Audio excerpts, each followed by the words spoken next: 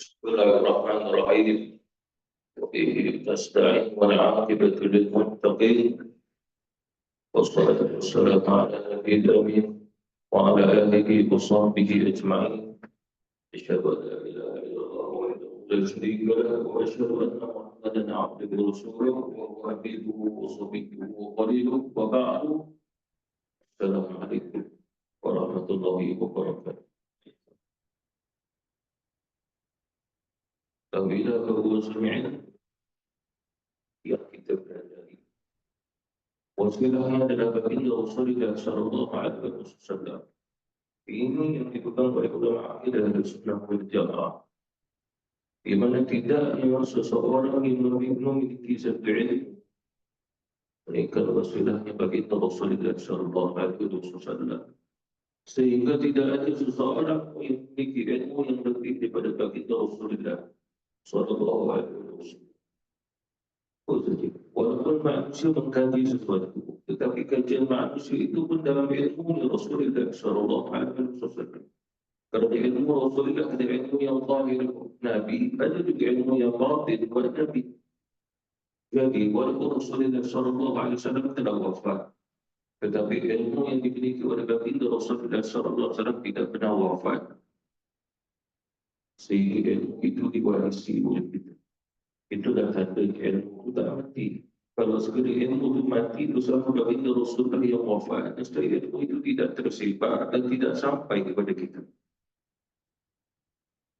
Sehingga ulama kita menyatakan bahawasanya ilmu yang para nabi, para rasul yang terdahulu, wasilahnya juga sampai kepada baginda Rasulullah sallallahu alaihi wasallam. Sehingga pernah ditanya kepada Nabi Isa alaihi wasallam, satu-satu zikir, satu-satu ilmu yang dia ada. Lalu dikata yang mengajar itu adalah Habibullah Muhammad al-Mustafa.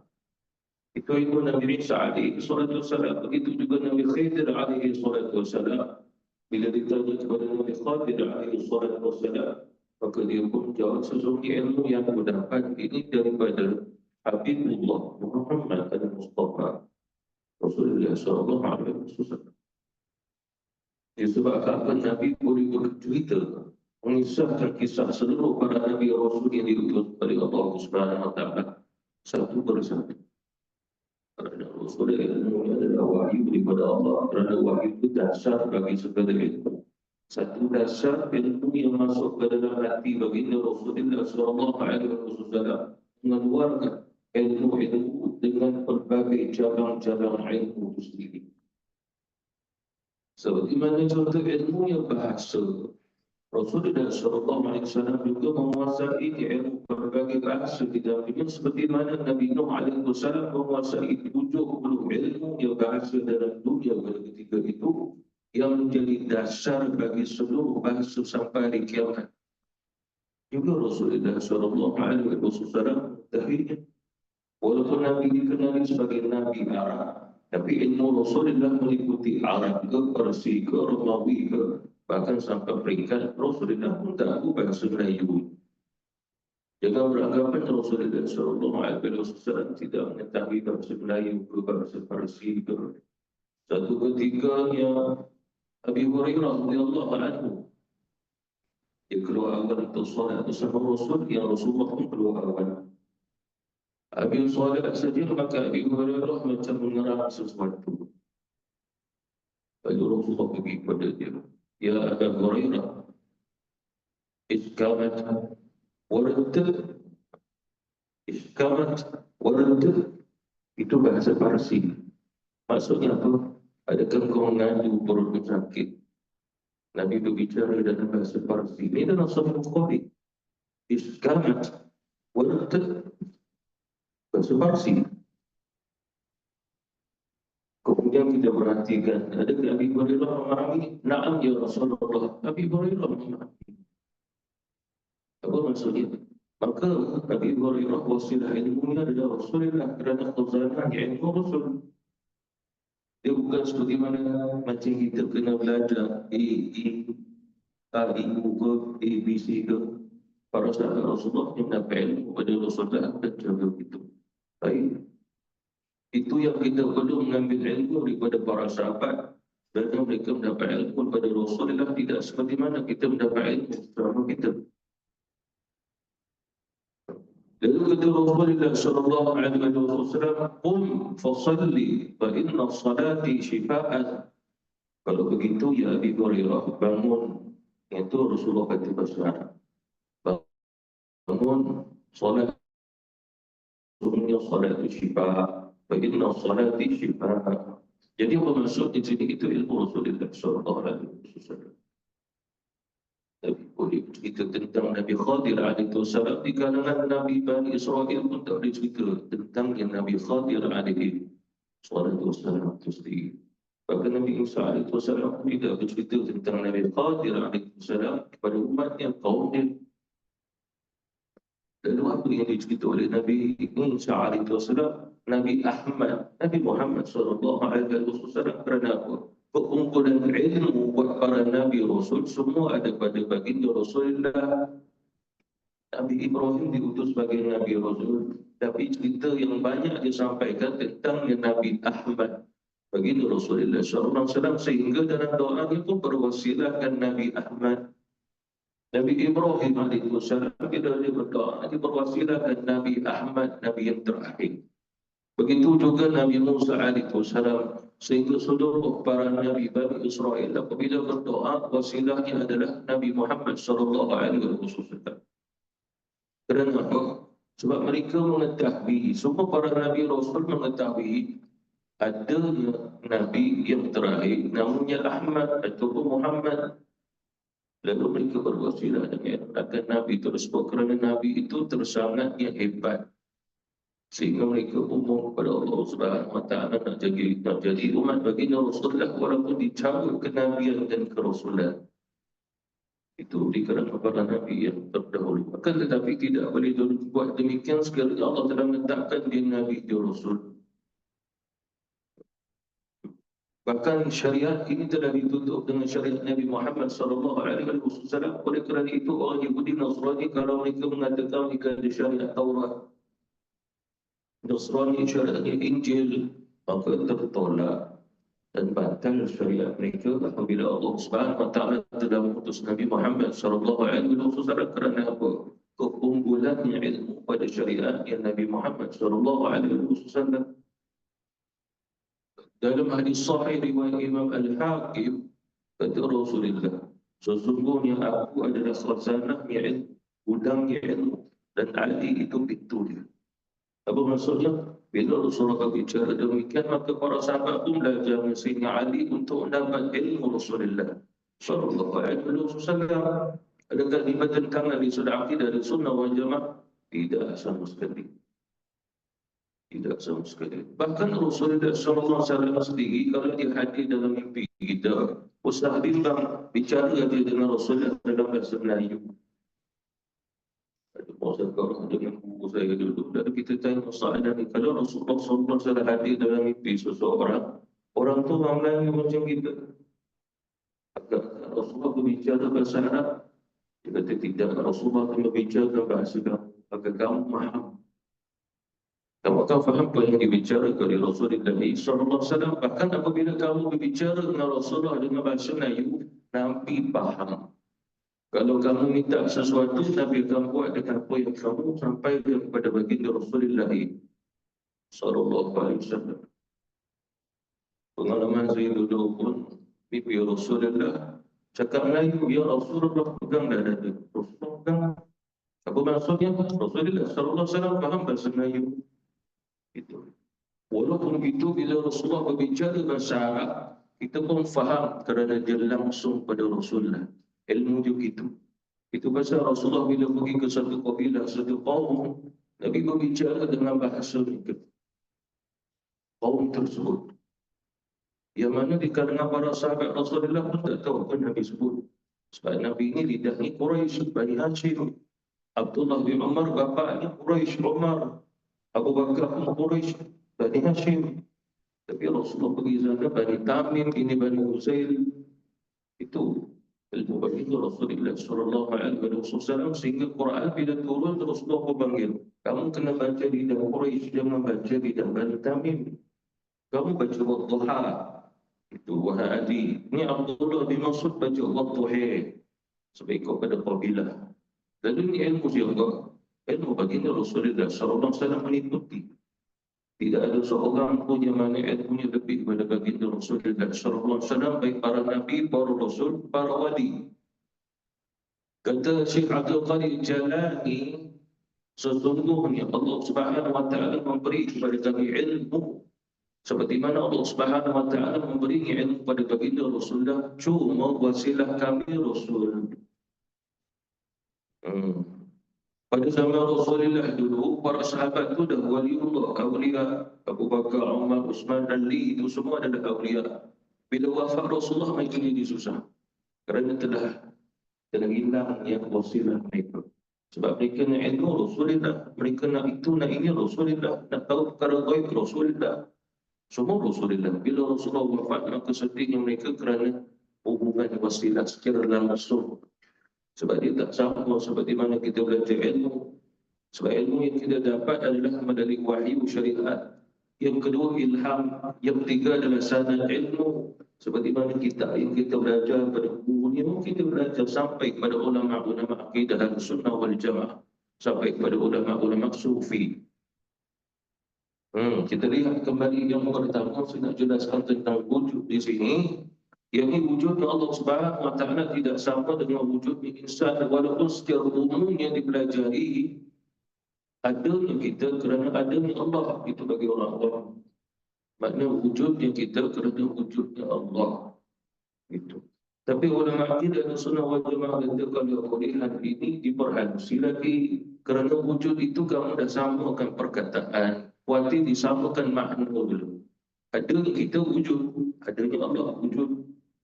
Lalu dikhawatirkan wujud kita dengan wujud Allah sama. Oleh kerana itulah kitab menunjukkan wujud Allah tidak sama dengan wujud insan. Kerana wujudnya Allah Subhanahu wa taala mutlak, hakiki. Bila wujudnya hakiki, mutlak, maka dia tidak adanya yang menciptakannya ataupun dia tercipta sendiri, dia terjadi sendiri. Itu bukan wujudnya mutlak. Wujud mutlak ini kembali kepada qadim lagi azali, yang tidak ada permulaan kerana Allah Subhanahu wa taala itu memang telah sedia ada. Tanpa melalui fi'il madhi ke fi'il mudhari ke tidak ada, seperti mana kita kata past present tense. Itu berkaitan dengan masa, berkaitan sorof makan atau sorof zaman di sudut besar. Tidak ada pada Allah Subhanahu wa taala dikaitkan terikat dengan zaman, dengan masa. Itu Allah Subhanahu wa taala. Jadi tidak boleh disamakan kerana wujud yang kita ada masa, wujud yang kita adanya zaman, wujud yang kita ada peredaran sin dan juga malam. Itu yang pertama, wujud hakiki. Wujud yang kedua adalah wujud yang kita dalam ilmu Allah Subhanahu wa taala. Tapi di sini kalau wujud hakiki, wujud ma'nawi saja. Kita ilmu Allah Subhanahu wa taala dan seluruhnya semua dalam ilmu Allah Subhanahu wa taala, walaupun zahirnya belum ada. Allah cipta dalam bumi, Nabi katakan Allah, yang ada hanya Allah dan tidak ada siapa dengan dia. Makna wujudnya secara zahir alam semesta. Tapi kita semua alam semesta makhluk Allah Subhanahu wa taala cipta, semuanya ada di dalam ilmu Allah ma'nawi. Kata ulama hakiki. Kalau hakiki seperti mana air ini dalam gelas, itu hakiki. Maknawi adalah kita dalam ilmu Allah SWT, tapi bukan dalam zat dia. Tapi di sini kata ulama adalah satu idhofah, jadi sandaran saja. Kita ada dalam ilmu Allah secara sandaran, bukan dia seperti mana hakiki, hakikat. Kerana mustahil makhluk ini dalam zat Allah SWT. Seperti mana air ini adalah satu ain tu zat berada dalam kelas. Sebab setiap satu-satu ibadah dia ada ain dia. Seperti mana contoh Allah Subhanahu wa taala perintah para malaikat sujud pada Adam. Malaikat sujud, tapi sujud dia bukan ibadah dan tak wujud ainul ibadah. Zatul ibadah wujud.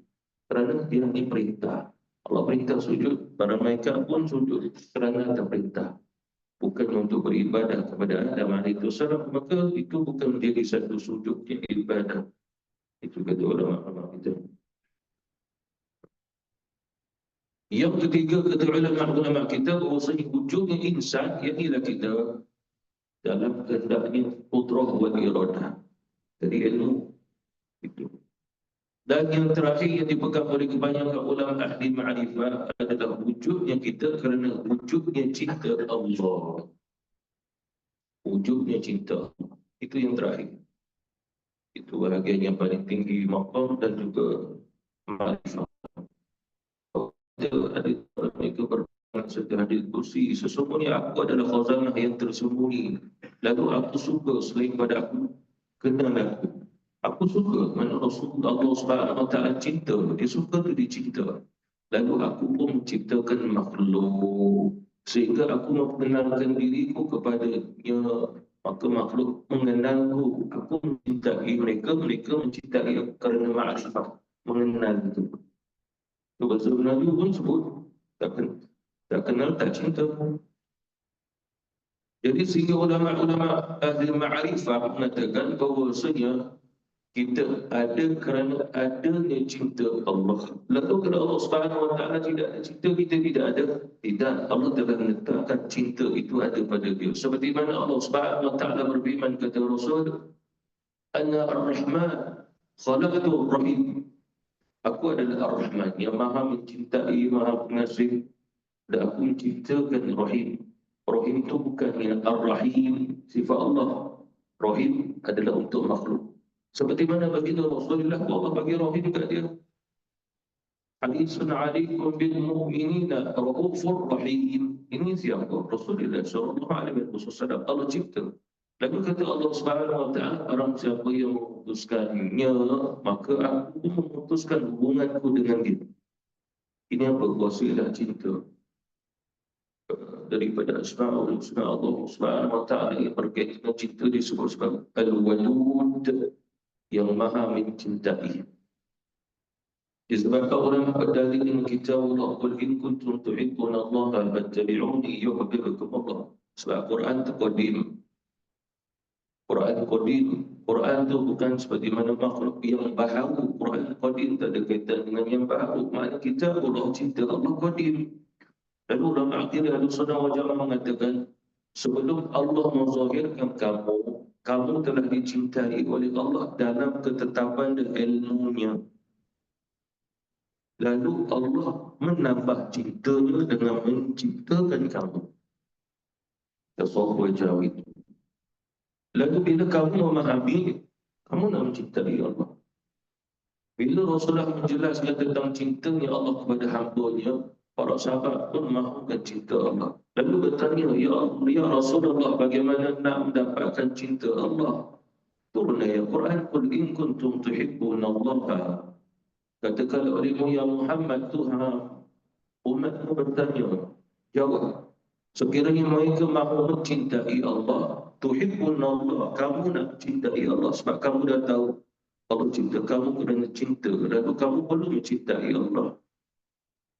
Fattabi'uni yuhibbukumullah, maka ikutlah aku, nescaya kamu akan dicintai Allah. Maka siapa wasilah Rasul? Fattabi'uni, kata ulama, semua sifat yang ada pada makhluk. Apa maksud? Memandang, mendengar, berbicara, termasuk juga apa yang ada pada Rasul, ilmunya. Ilmu Rasulullah zahir batin. Bila kita belajar ilmu Rasul, kita pun dapat ilmu yang zahir dan batin dari. Bukan seperti mana orang akhir zaman, dia suka cerita ilmu zahir, ilmu batin, ilmu zahir, ilmu batin. Lalu kita pelik sebab tak ada langsung kena mengenal Rasulullah SAW. Sedangkan ilmu yang zahir yang Nabi jelaskan secara zahir, ilmu yang batin Nabi jelaskan secara batin. Lalu orang tu belajar dapat masuk dalam jiwanya, akalnya, maka dia mendapat ilmu yang zahir dan batin itu. Kalau sekiranya mendapat selain pada Rasulullah, dia tidak boleh menisbahkan ilmu yang zahir dan batin tersebut. Wujudnya Allah adalah wujudnya hakiki, wujudnya manusia majaz, kiasan sahaja. Ruh adalah perkara ghaib dan Allah Subhanahu Wa Taala juga adalah ghaib. Allah Maha Ghaib lagi. Alimul ghaibi wasyahadah. Allah Subhanahu Wa Taala mengetahui perkara yang ghaib dan dia juga Allah yang Maha Ghaib. Tetapi Allah bukan makhluk ghaib. Allah bukan makhluk ghaib. Sebenarnya. Ada satu video saya tengok, dia cerita lah tentang benda-benda ghaib, makhluk ghaib. Lepas tu dia pergi masuk. Allah pun makhluk ghaib juga. Allah pun makhluk ghaib juga. Gitu. Kalau gitu dia kata Allah tu makhluk, dia dah sebut makhluk ghaib juga. Gitu. Jadi bagaimana akidahnya itu? Tapi orang ikut dia sebab nama. Akidah Ahlussunnah wal Jamaah mengajar kita ilmu. Kamu ikut seseorang bukan kerana ramai ikut dia. Satu. Yang kedua, kata ulama, kamu mengikutnya satu-satu fatwa sebab bukan kerana fatwa itu banyak juga. Kata ulama kita. Lalu nak ikut bagaimana? Kamu kena ikut pada dasar keyakinan kamu. Seperti mana kamu solat. Allah Subhanahu wa taala kata wa'bud rabbaka hatta ya'tiyana al-yaqin. Hendaklah kamu sembah Tuhan kamu hatta ya'tiyana al-yaqin. Kata ulama kematian, tapi sebelum datang kematian, dua keyakinan kamu kena bina. Allah saja Tuhan kamu, bahawa sini dia mematikan kamu setelah kamu beribadah kepada dia. Hatta ya'tiyana al-yaqin. Jadi di sini milik siapa? Milik kamu. Ulama boleh buat fatwa. 10 ulama 10 fatwa. 100 ulama 100 fatwa. Bahkan ada di antara mereka yang mungkin fatwanya sama walaupun 100 ulama dengan fatwa yang sama seperti ijma' telah disepakati seluruhnya adalah sama. Jadi soalan dalam hal ini kata ulama, kamu tidak perlu melihat mana yang banyak pada fatwa yang banyak. Siapa yang minat dia. Tapi di sini melihat pada keadaan kamu, yang manakah perlu kamu isi dalam diri kamu. Mengapa? Kamu mengikut daripada sesuatu yang banyak, orang banyak ikut dia. Kamu pun masuk John Adventure memperbanyakkan lagi pengikut dia. Tapi dia tidak membawa kepada kamu akidah yang sunnah. Akidah sunnah wal jamaah. Jadi oleh kerana itu dia sudah akidah, ulama menyatakan bukan kamu kena ikut. Banyak pengikut. Seperti mana begini. Bukan disebabkan itu kata ulama. Jadi Allah Subhanahu wa taala Maha Ghaib, bukan yang makhluk ghaib, tetapi selain pada Allah ada sebahagian yang ghaib, ada sebahagian tidak ghaib. Macam kita sendiri ada dua, satu kita akan menjadi ghaib, satu lagi tidak jadi ghaib. Apa maksudnya? Dalam surah Sabah Allah Subhanahu wa taala cerita tentang jin. Dia tidak tahu bahawasanya Nabi Sulaiman telah wafat selama dah setahun dah atas kursi dia. Apa maksudnya? Jin pun tak tahu perkara ghaib. Manusia pun tak tahu yang telah wafat Nabi Sulaiman setahun atas kursi dia. Dia jatuh tersungkur bila dia tongkat dia itu dah dimakan anak-anak. Jatuh. Bila jatuh tengok ulas Nabi Sulaiman telah wafat. Bila tengok tongkat itu dikira dihitung lebih kurang setahun. Satu riwayat ada juga ulama kata sepanjang tempoh pembinaan Masjidil Aqsa 100 tahun. Itu Nabi Sulaiman alaihissalam wafat dan dah usia 100 tahun di atas kursi dia. Itu usaha Allah Subhanahu wa taala dalam menjaga Nabi dan juga Rasulnya. Jadi ini ghaib atau tidak? Ghaib. Apa maksudnya? Jin pun tak tahu apa yang berlaku pada Nabi Sulaiman, itu adalah ghaib kata ulama. Begitu juga syaitan tak melihat kita, kita ghaib pada dia. Seperti mana di Rasulullah, apabila kamu masuk ke tandas, kamu baca bismillah, nanti kamu jadi ghaib pada mata jin.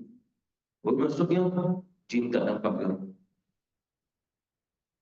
Begitu juga ulama kata, bacalah ayat kursi ke amanah Rasul ke ayat 1 sampai 5 surah Al-Baqarah kerana kamu jadi ghaib. Kerana syaitan tidak akan mengganggu kamu. Kerana ghaib.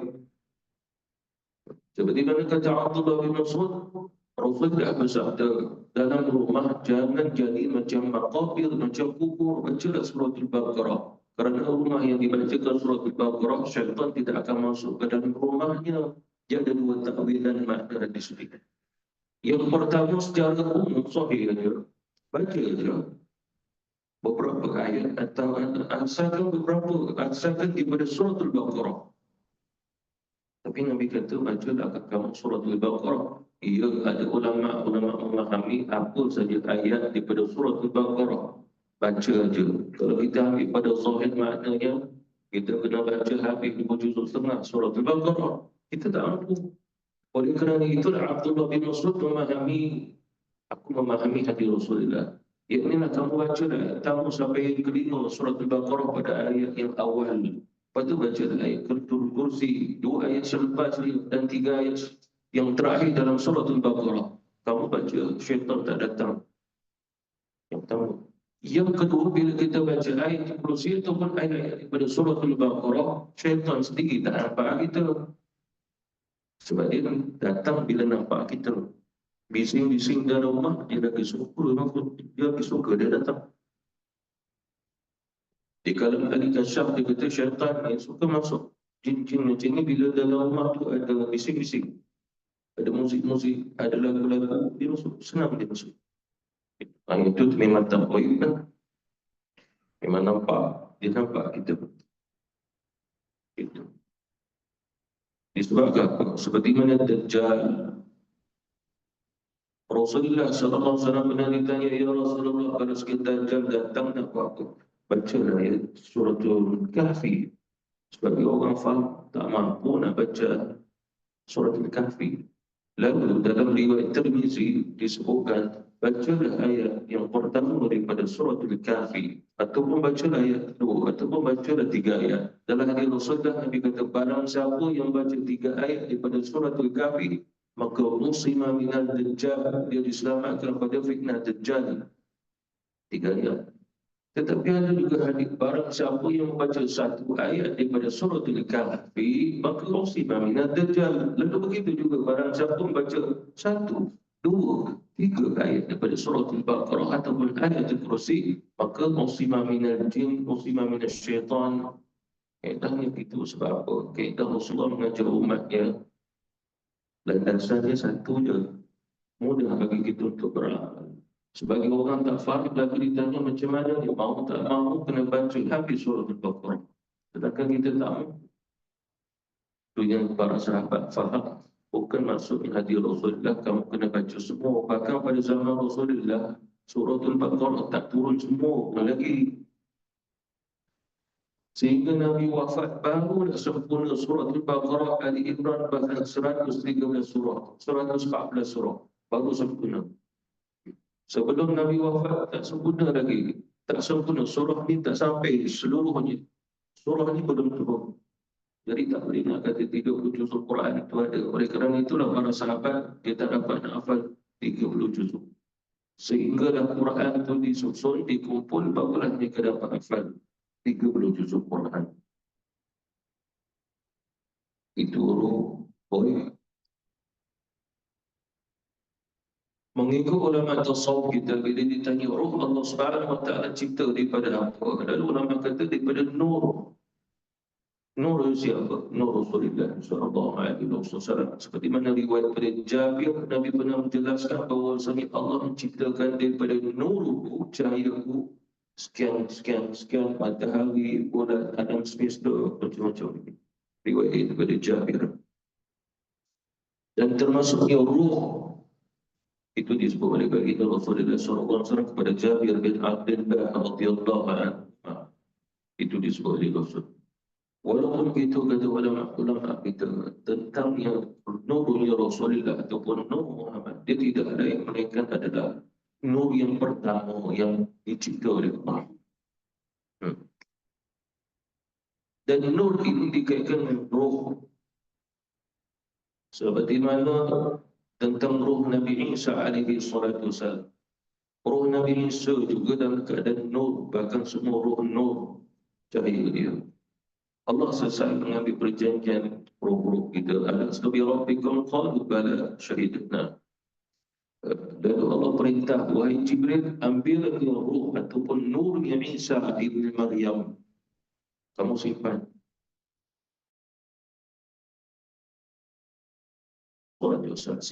Sampai pada waktu yang Allah perintah Jibril, kamu pergi tiup roh ini masuk ke rahimnya akan Maryam melalui baju dia. Ini baju ada lengan kosong ni masuk dalam tu, tiup dalam tu. Bagi terus ke rahimnya. Roh siapa? Rohnya Isa alaihi wasallam. Apa maknanya? Roh dia masuk dulu. Macam kita persenyawaan dulu, roh masuk. Itu kata Allah. Yang ini memang Allah perintah terus masuk roh dia. digenggam oleh Jibril alaihi salatu wassalam, itu disebut sebagai roh yang khususiyah secara khusus.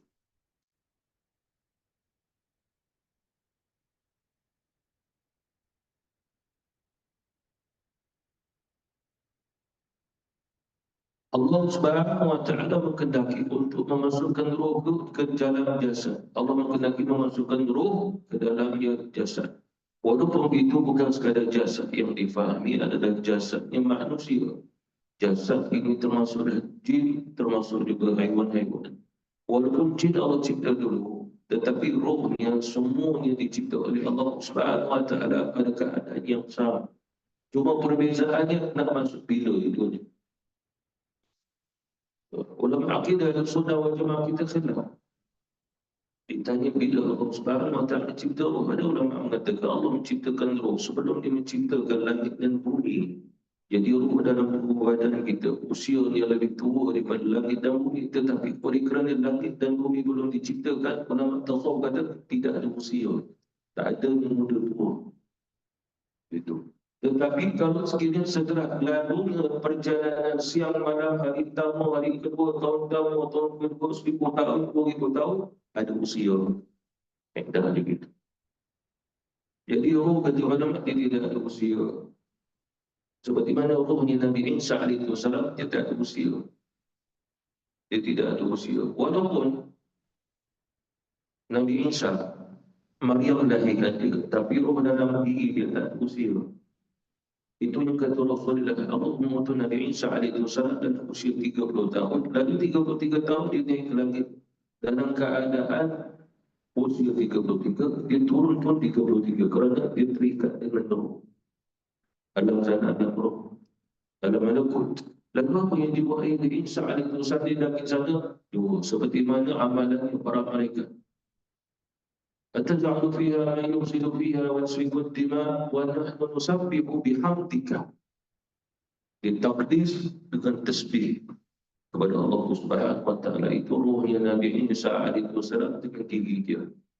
Begitu.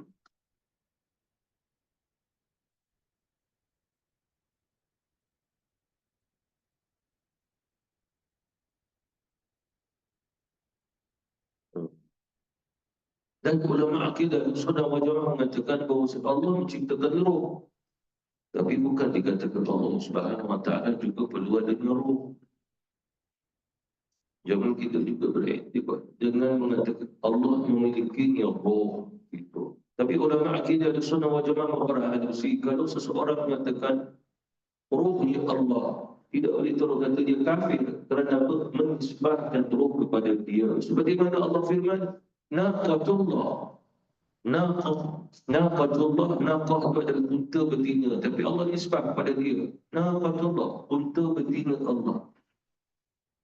Jadi maksudnya apa? Allah yang ciptakan unta tersebut. Begitu juga Isa alaihi wasallam, ruh Allah. Bukan menunjukkan Allah memiliki roh, lalu Allah bagi roh dia ke dalam Isa.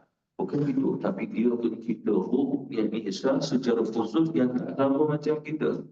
Inna masala Isa inda Allahi ka masali Adam. Khalaqahu min turabin summa qala lahu kun fayakun. Perumpamaan Isa seperti mana Adam. Mengapa? Isa tidak ada ayah. Adam tak ada bapa juga. Allah ciptanya mintin daripada tanah. Maknanya Isa keturunan Adam bukan daripada tanah. Jadi apa inna masala Isa apa yang sama? Ya inilah dia tidak mempunyai bapa. Adam tidak ada, Isa tidak ada. Perumpamaannya kat situ. Tetapi yang perlu kita ketahui di sini bahawasanya Allah Subhanahu wa taala menciptakan Isa alaihi wasallam untuk memperlihatkan kekuasaan dia. Yang mana Allah mengajar manusia agar manusia tidak beranggapan macam kita belajar 1 campur 1 2, 2 campur 2 4. Kita tak tahu ubah jawapannya. Kalau orang tu kita tanya kita, cuba fikir masak-masak betul ke 1 campur 1 2, 2 campur 2 4. Fikir masak-masak. Tak masak dah. Tak ubah. Makul akal. Tapi bagi ciptaan Allah Subhanahu wa taala kekuasaannya tak menjadi makul, tak boleh. Dia lari, dia keluar. Itu yang Allah Subhanahu wa taala cipta Isa alaihi wasallam tanpa ada ayat. Bahkan mukjizat Nabi Isa sampai orang mati hidup, itu sifat Allah Subhanahu Wa Taala yang menghidupkan. Jadi maksud yang keluar daripada makhluk akal. Jadi di sini ulama mengajar kita, yang ini kamu memandang bukan pada Isa, kamu kena memandang Allah yang mengurniakan itu kepada Isa. Kita yang itu. Wallahu taala a'lam wa billahi taufiq wal hidayah. Wassalamualaikum warahmatullahi wabarakatuh. Subhanallah.